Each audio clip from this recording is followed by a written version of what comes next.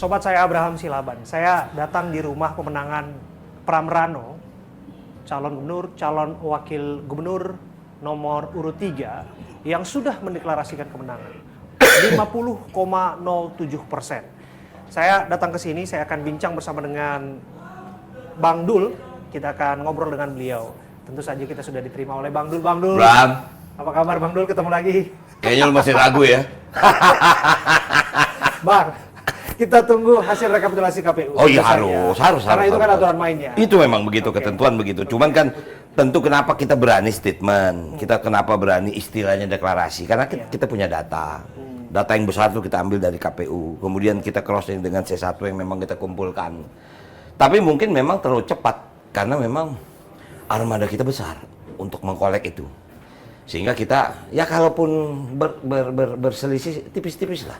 Okay. Cuman nggak tahu kenapa ya Bram. Ini ruangan ini boleh dikatakan ini memang tempat pemenangan siapapun. Maaf, Pak Jokowi pun awalnya di sini. Ini ruangan bersejarah. Iya, artinya tempat berkumpul, tempat rapat. Zaman Pak Jokowi gubernur, presiden, kemudian menuju lagi termasuk Mas Ganjar dari sini. Kemudian ya, makanya ini menjadi sejarah. Tiba-tiba Mas Pram dengan saya harus berpasangan di sebuah medan yang luar biasa. Nah, jadi artinya begitulah singkatnya Bram tempat ini. Ya, gitu. Ini memang tempat sejarah ya. Ya. Kalau disebutkan bahwa Jokowi Ahok 2012 silam dimulai dari tempat ini dan Betul. Bang Dul ada di sana. Betul. Setidaknya terlibat di sana.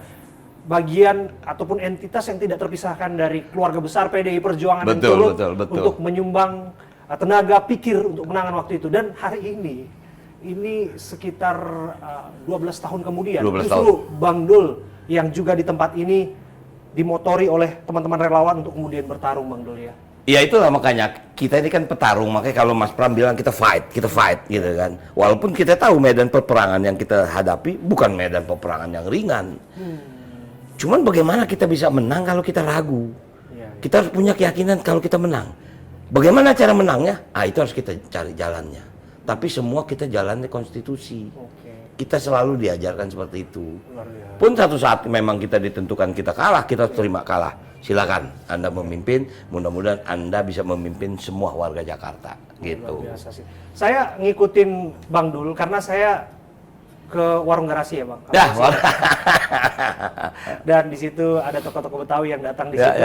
Dan saya masih mengingat waktu itu bahwa saat-saat itu memang secara polling ya Bang ya masih disebutkan di bawah. Wow. Dan apalagi nama Mas Pram yang baru muncul kan, tidak pernah dalam survei dan lain sebagainya. Bang Dul mau bilang apa dengan Raihan? Lepas bahwa Abang yakin dan sudah deklarasi satu putaran. Tapi yang jelas kalau kita lihat ada eskalasi yang cukup luar biasa. Dan Anda setidaknya meraih suara tertinggi. Betul. Versi hitung cepat. Saya nggak tahu ya Bram, saya tidak tahu kenapa saya punya keyakinannya bahwa kami akan menang. Saya nggak tahu saya punya keyakinan. Saat itu Abang juga bilang ke saya. Saya ya barangkali kalaupun mungkin insya Allah besok saya menang. Tapi saya pernah bicara dengan Anda. Berarti saya nggak ngimpi. Berarti memang di saat kita diperintahkan, tentu kita harus punya target kan. Cuman kan kita juga mapping. Waduh, kita cuma sendiri ini. Ngelawan 14 kan. Bagaimana caranya? Dan Mas Pram sendiri mengakui, aku ini sudah 7 tahun nggak pernah ada di atas panggung. Berarti tugas beratnya ada di kamu. Siap. Asal Mas nggak ragu, saya fight. Kebetulan ini kan kampung sendiri.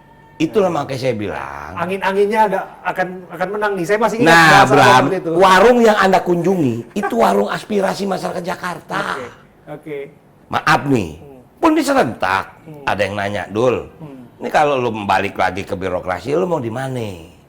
Masa lu mau di sono aja, lu nggak mau di sini? Ya, gua bilang, gue ini pejuang, gua perintah. Setiap pejuang menunggu perintah. Kalau memang gua harus kembali ke Banten, gua harus kembali ke Banten. Walaupun keinginan gue sebetulnya kasih dia gue kesempatan di sini. Nah, cuman kan untuk begitu kita tidak pernah diajarkan untuk begitu. Kita tunggu siap. Dilalah 2 minggu sebelum artinya prosesnya panjang, mungkin saya udah ulang waktu itu. 2 bulan kemudian saya menjadi anggota ketua DPP. Betul. Selama ini aku cuma sekretaris BKN kan. Ya. Kalau nggak salah bidang kebudayaan. Aku di bidang kebudayaan. Nah, walaupun di bidang kebudayaan terlibatlah aku dengan persiapan pilkada nasional. Jadi setiap ketua DPP terlibat dalam itu. Kita menyusun lah Sumatera Utara siapa, Sumatera Selatan siapa, Lampung siapa. Termasuk juga Jakarta. Iya, karena jadi terpaksa diulang lagi. Berdasarkan survei kami, ya, Jakarta itu cuma ada 2 nama yang surveinya tinggi, Bang Anies sama Ahok. Mas Pram itu cuma 1,1%. Dan aku cuma 0,9%. Bahkan di bawah Mas Pram? Di bawah. Karena memang nggak ada dalam wacana gubernur kan, atau di DKI gitu kan. Nah, tapi begitu sudah menjadi bagian perintah, dan kemudian saya bersyukur saya punya tempat bisa dijadikan satu tempat bersosialisasi. Di situ juga ada harapan. Waktu itu kan ada tokoh-tokoh yang datang. Ada tokoh-tokoh ya. Waktu yang Abraham ketemu mungkin itu sebagian tokoh-tokoh Betawi, tapi sebelumnya banyak. Ada kalangan mahasiswa juga yang datang waktu itu. Karena memang tempatku ini agak menjadi aneh, menjadi apa ya? Aku suka ya diskusi. Mungkin bicara soal film, kadang-kadang aku kasih workshop tentang bagaimana membuat sebuah program. Singkatnya seperti itu. Ada harapan gitu. Ini masa sih harus ketemu kota kosong Jakarta? Masa sih kita harus begini? Ya gimana, waktu itu belum MK kan? Nah, begitu putusan MK, masih juga diusahakan oleh DPR melalui Balik. Mau keluar tentang undang-undang pilkada, anak-anak kita udah gak sabar kan? Turunlah mereka, aduh kita berdoa jangan sampai terjadi. Abang mau bilang bahwa ini semua jangan-jangan jalur langitan? 90% iya. Siapa yang punya bayangan MK memberikan keputusan lain bahwa kita bisa ikut? Itu di menit-menit akhir? Di menit-menit akhir. Itulah kenapa waktu itu, pilihannya waktu itu, jujur, Bang Anies sama aku. Cuman dihitung kan, maaf lah, kita paham posisi Bang Anies waktu itu. Beliau nggak ikut aja, kita terganggu, apalagi kalau beliau ikut kan, semakin kita terganggu. Diperintahkanlah Mas Pram dengan saya, yuk ikut, gitu loh. Luar biasa, dan pada akhirnya campaign dan raihan suara setidaknya hampir seluruh lembaga survei itu menomor satukan secara perolehan adalah Mas Pram dan Bang Dul. Dan kemudian apakah ini 1 putaran ataupun 2 putaran, yang jelas sudah deklarasi, kita tetap taat asas terhadap penghitungan itu dan dikawal bersama tentu saja. Semua kita kawal. Tapi lepas dari itu Bang, cerita sedikit Bang, ini pengalaman Abang campaign. Ini kalau saya bilang nih, ini fotonya iye-nya Bang.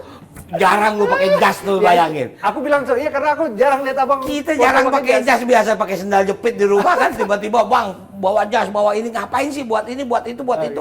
Akhirnya yang pakai yang foto buat coblosannya yang pakai yang ya dengan koko dengan kain sarung aja gitu kan. Luar biasa. Kalau Mas Pram sih udah biasa. Kalau Mas Pram beliau jasan terus. Dia kalau pakai koko nggak pantas. Kita kalau pakai jas nggak pantas. Nah ini foto lagi. Nah ini kita nonton bola nih. Waktu itu PSSI lah. Kita nonton waktu itu. Nonton Persija juga. Waktu ini PSSI nih. Ini PSSI. Tapi ada nonton bareng. Oh iya, ada nonton bareng Persija juga. Nah kemudian waktu ini saya berkunjung ke Pak JK. Ini cerita asik. Ceritain Bang. Jakarta macet total. Aku naik ojek. Bang Dul naik ojek. Tunggu. Abang cerita ke kita. Jadi aku dari rumah itu jalan Lebak Bulus Fatmawati nggak berhenti 1,5 jam. Telepon, kirim motor. Naik motor, akhirnya aku naik ojek. Jadi aku nyampe rumah dulu, mobil kira 1 jam, udah kelar acara baru nyampe. Kalau kan udah janji sama Pak JK 7:30. Terus kata Pak JK apa waktu itu? Wah beliau ketawa, emang dasar supir oplet katanya. Saya bilang, apa ini macet total. Iya saya tahu, saya dengar. Tapi artinya ya begitulah, beliau mengapresiasi walaupun ya usaha kami, kita sowan kepada yang lebih senior itu wajar ya kan. Ya kita minta bahasanya apa, kita lapor. Maka itu waktu itu Pak JK bilang, ya sama Mas Pram, Jakarta tuh cuma 3 katanya. 1 adalah macet, 2 banjir, 3 kemiskinan kota. Udah, itu intinya, yang lain bisa diselesaikan. Bang, Abang memang saya lihat rajin banget sowan. Abang tuh sowan ke Bang Yos, sowan ke Bang Foke, sowan ke Pak Ahok tentu juga. Dan terakhir, ini yang di menit terakhir, itu sowan ke Anies. Ya.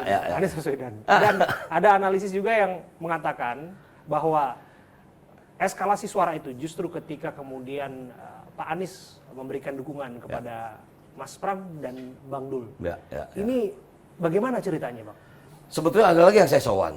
2007 saya sowan sama almarhum Ali Sadikin sebelum beliau meninggal. Oh. Jadi sebetulnya saya masuk di politik Jakarta ini 2007, waktu itu Pilkada DKI 2007. Itu yang membuat saya masuk dalam dunia politik. Jadi artinya bahkan apa yang kata Bang Ali waktu itu ceritain? Saya minta maaf, sampai hari ini saya cari. Dia memberikan saya blueprint tentang perencanaan Jakarta. Enggak ketemu, jujur. Udah 97. Ini Abang nggak pernah buka ke publik? Saya belum pernah buka. Ini pertama kali. Dan saya bisa buktikan, saya punya majalah bahwa saya pernah berkunjung ke Bang Ali. Bahkan saya bikin majalah itu sendiri khusus. Tapi jujur sampai hari ini saya cari blueprint. Dia bilang inilah blueprint Jakarta. Nah makanya kenapa waktu itu saya ketemu Bang Yos. Bang Yos secara historis sebelum dia jadi gubernur Jakarta, aku yang mengatur, aku yang mengantar beliau Panglima waktu itu Pangdam DKI, pindah dari rumah dinas Pangdam ke rumah dinas gubernur, keluarga Sidul yang mengantar. Anda boleh tanya, Bang Yos itu saya yang memilih namanya, karena waktu itu dia tanya, Dul, aku jenengnya siapa ya? Apa pakai Bang Yoso? Jangan, Bang Yoso nggak cocok kalau Betawi. Pakai Bang Yos aja. Oh, Bang Yos pantas. Artinya itu yang aku kasih. Luar biasa, eksklusif. Ternyata penyebutan nama Bang Yos adalah Bang Dul sendiri. Selama ini kita panggil Bang Yos. Nah, terungkap. Ya, kemudian kalau sama Bang Fauzi juga begitu. Nah, 2007 sebetulnya aku sudah diminta menjadi wakilnya Bang Fauzi waktu itu. Oh, Abang sudah pernah diminta? Loh, itulah waktu Pilkada DKI 2007. Oh, yang waktu Abang sowan ke Bu Mega, benar. Nah, jadi saya dikenalin ke Bu Mega itu sama Bang Fauzi Bowo. Singkat kata, kenapa saya ketemu dengan para ini? Ya ini kan mereka kan legenda-legenda Jakarta. Termasuk ke Bang Anies, kenapa saya memperbesar pertemuan saya dengan Bang Anies? Bang Anies ini kan gubernur terakhir sebelum adanya PJ. Pasti beliau ini pasti lebih paham daripada PJ. Contoh soal masalah Kampung Bayam, apa sih permasalahan? Akuarium kenapa sih? JIS kenapa sih? Kemudian miskin kota ini kenapa sih? Nah itu kan kita artinya bukan berarti kita yakin kita akan maju menjadi di Jakarta. Tapi kan saya katakan kita preparation sebelum kalau kita ini. Jangan kita sudah dilantik baru kita tanya, telat. Karena apa telat? APBD DKI sudah diketuk. Gitu loh.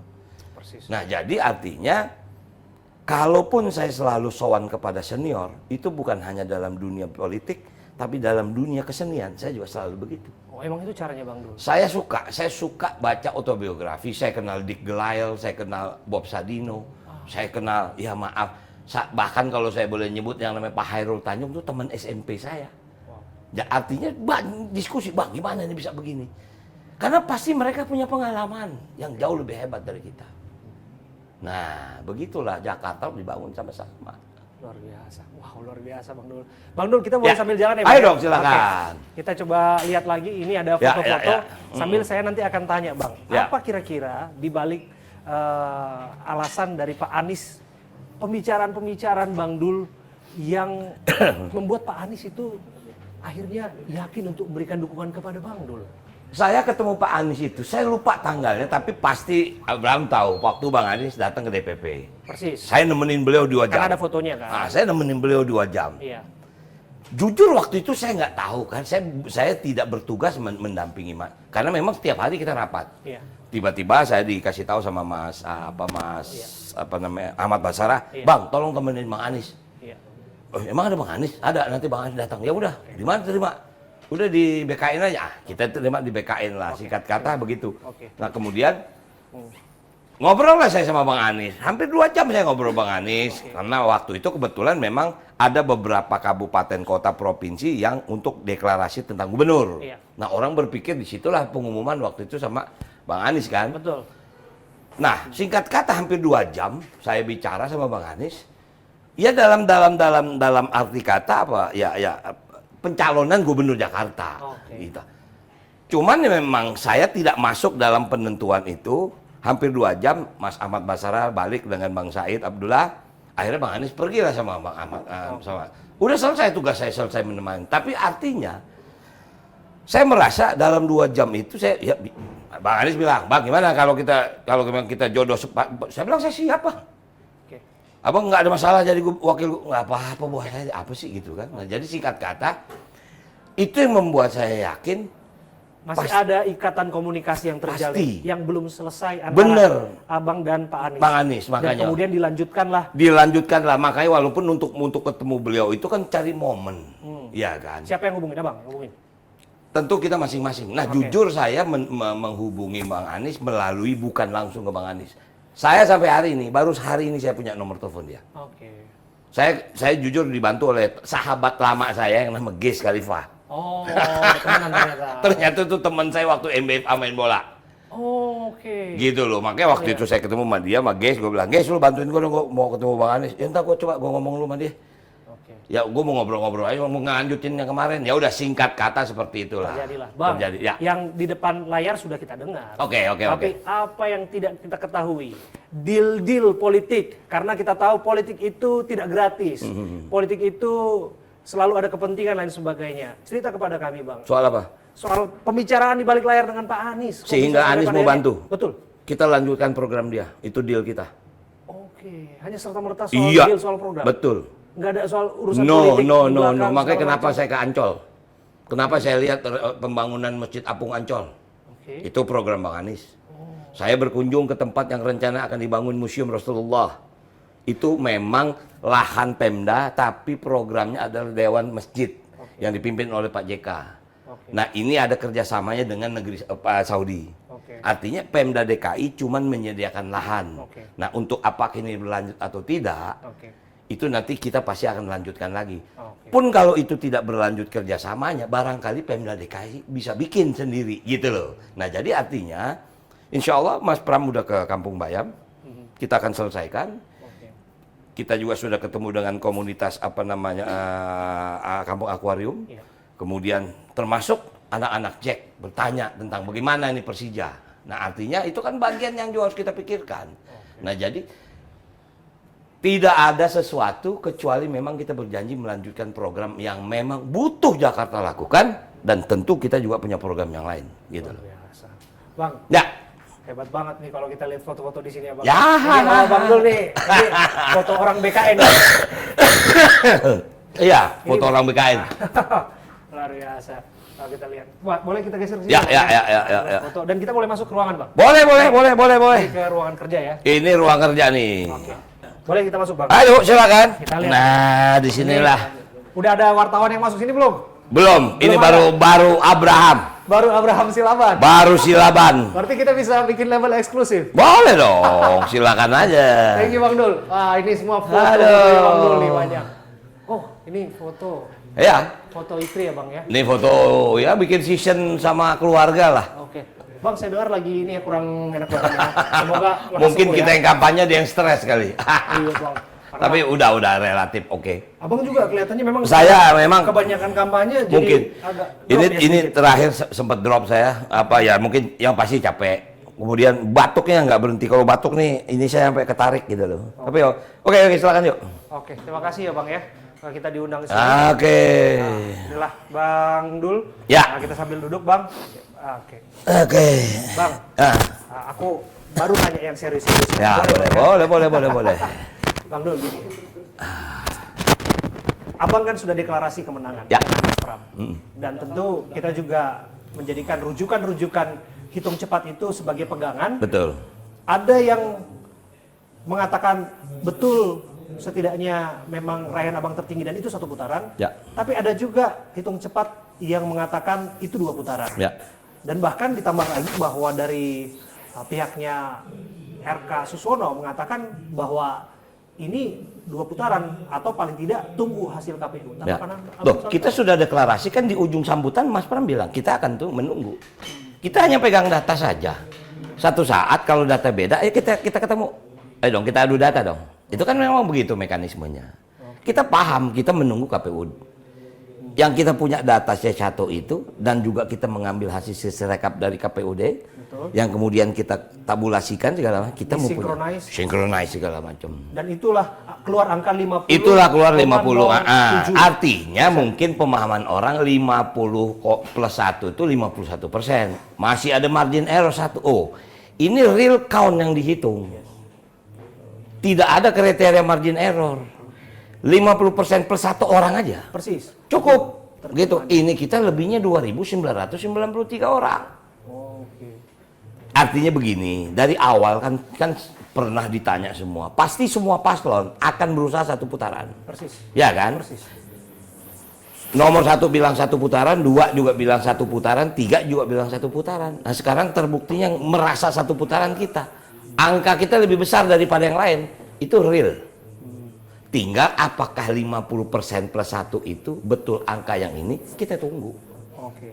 Intinya cuma itu, kita juga nggak mau jumawa. Kalau abang lihat tadi ekses suara itu sekitar 2.000-an suara ya bang ya. Ya. Dan abang juga kan sudah seorang politisi yang ulung saya anggap Ya, itu bang. ya, Karena ya, abang kan lumayan sudah di DPR lah. bang. Abang kan sudah biasa juga menggalang suara untuk abang masuk ke DPR. Ya. Dan ada kalanya bang, suara-suara itu ripe. Ya, Begitu saja, betul. menguap entah kemana dan sebagainya. Inilah sudah, bang. betul. Ini Inilah 50% para petugas saksi-saksi kita yang sedang bekerja di kecamatan. Iya. Gitu loh.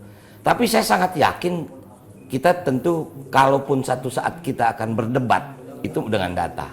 Kita ini kan sudah merdeka ya. Udah nggak waktunya lagi pakai fisik-fisik lah. Kalau yang namanya testimoni itu biasa, buat kita mah biasa. Kita berpolitik bukan baru aja, kalau udah 2-3 udah berapa tahun. Nah jadi artinya kami berkeyakinan kami sudah merasa memenangi 1 putaran dengan persyaratan 50 plus 1. Dan ini angka-angka yang memang real kami pegang.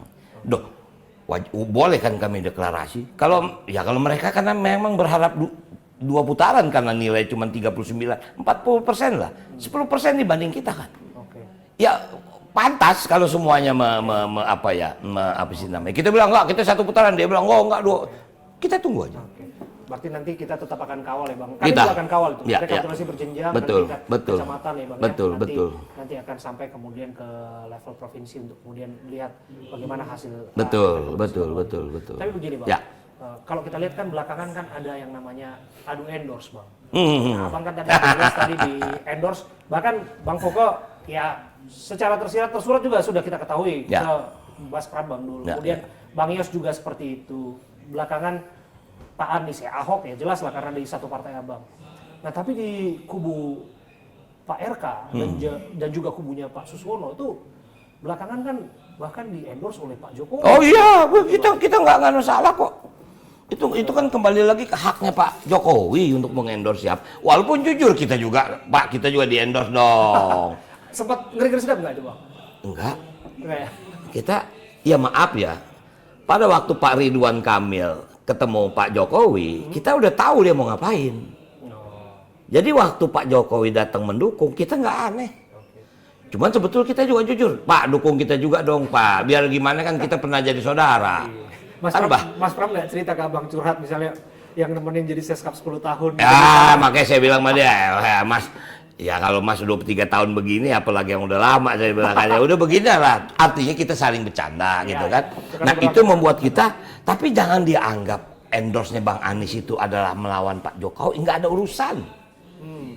Pertemuan kami dengan Bang Anies, desain kami, itu udah lama sebelum Pak Jokowi dilibatkan oleh Ridwan Kamil. Tapi ada kan bang yang mengambil itu. Apa kan Bang Ara kan statement dalam, mungkin abang juga ada. Bang Ara ini kan baru belakangan nongol. Iya. Dulu kemana? Dia bilang bahwa di sini didukung oleh petinggi-petinggi negeri. Nggak apa-apa. Kita salut, bangga kok. Itu hak. Kita juga sebetulnya nunggu. Wah, mestinya kemarin apalagi kalau Pak Prabowo sebagai presiden, beliau ngomong dong. Kita mendukung semua paslon agar pilkada berjalan. Wow. Jadi kita nggak marah, kita nggak kecewa. Cuman barangkali sebagai warga negara kita juga berharap di endorse kan. Supaya apa? Pilkada ini damai. Tenang. Tapi kemarin saya nonton Pak Prabowo menangis, saya terenyuh. Saya belum pernah melihat beliau menangis. Seorang negarawan. Seorang negarawan. Dia bicara soal nasib guru. Itu luar biasa. Disitulah posisinya harus beliau hadir. Bang, kenapa abang terenyuh? Karena jangan-jangan abang yang Saya kan, ngurusin guru di Komisi saya 10. kan di Komisi 10. Saya tahu tentang dunia pendidikan di Indonesia seperti apa. Betul apa yang Pak Prabowo bilang, baru dalam sejarah anggaran pendidikan di Indonesia tertinggi, baru sekarang. Betul. Tapi jangan salah, Abraham, saya merasa Komisi 10 memperjuangkan itu. Kita bicara tentang panja biaya pendidikan. Betul, gaji honorer baru 2 juta dinaikin, benar, wajib minimal UMP. Betul, kalau guru-guru swasta, guru-guru itu yang PNS sudah established lah. Walaupun kan ditambahin satu itu gaji lagi, itu betul. Sangat luar biasa, saya jujur saya terenyuh. Jujur saya. Disinilah mesti kehadiran beliau. Karena bangsa ini baru bisa maju kalau guru-gurunya hebat. Luar biasa. Dan itu juga yang abang usung dalam kemudian kerja abang, Ya, andai kata memang betul. Saya berharap, surat tentang diri betul, itu, saya abang berharap menjadi orang ini, nomor 2 di Jakarta. betul, saya berharap ini, tentu pemerintah pusat akan fokus membangun dunia pendidikan Indonesia.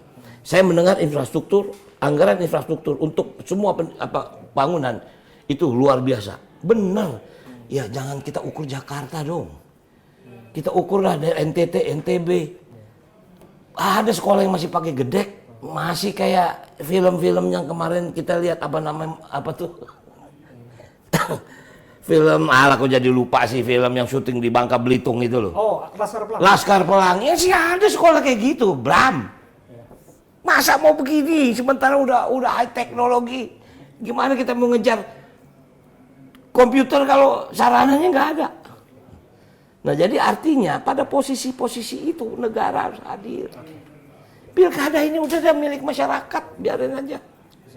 Kita akan patuh. Walaupun kita berusaha, kita akan menang satu putaran berdasarkan data yang kita punya. Tapi kita juga menunggu resminya dari KPUD. Andai kata bang, bahwa itu tidak sesuai dengan ekspektasi, bahwa harus diulang 2 putaran. Bang dulu mau bilang apa? 3 putaran saya yakin saya menang. Wow. Serius? Ya, cuma 2. Kalau dibikin lagi 3 putaran, saya yakin saya menang. Kemenangan ini bukan kemenangan Pramono dan Rano Karno, bukan, ini kemenangan Jakarta. Kamu ukur dari segala ujung, dari mana kok kita bisa menang 1 putaran. Kita ini cuma berdua kalau dikatakan partai. PD Perjuangan, Hanura. Cuman berdua melawan 14. Logika mana yang bisa kita crossing? Enggak ada. Apa yang terjadi? Masyarakat Jakarta marah. Capek kita udah dari mulai pileg, pilpres, sekarang pilkada lagi. Kapan kita ini mau tenang semua? Ekonomi lagi babak belur. Betul. Cuaca ekstrim. Persis. Mau puasa, mau lebaran, mau Natal, mau tahun baru. Emang nggak bakal ada yang ngatur nih transportasi, pengadaan pangan. Wow, banjir rob udah mulai terjadi. Udah deh, ngapain sih kita gini? Pikirin nasib masyarakat, jangan pikirin diri kita. Saya aja nggak mikirin diri saya sendiri kok. Kalau saya tahu dimikirin saya sendiri, nggak mau saya maju. Angguran jadi anggota DPR udah aman. Tanggal 1 Oktober dilantik, nggak usah mikirin begini. Ini besok mikirin lagi, kalau banjir gue mesti ngangkat nih kain sarung lagi. Mau nggak mau kan benerin got rumah orang lagi. Yang udah gue alamin dulu waktu di Banten dulu.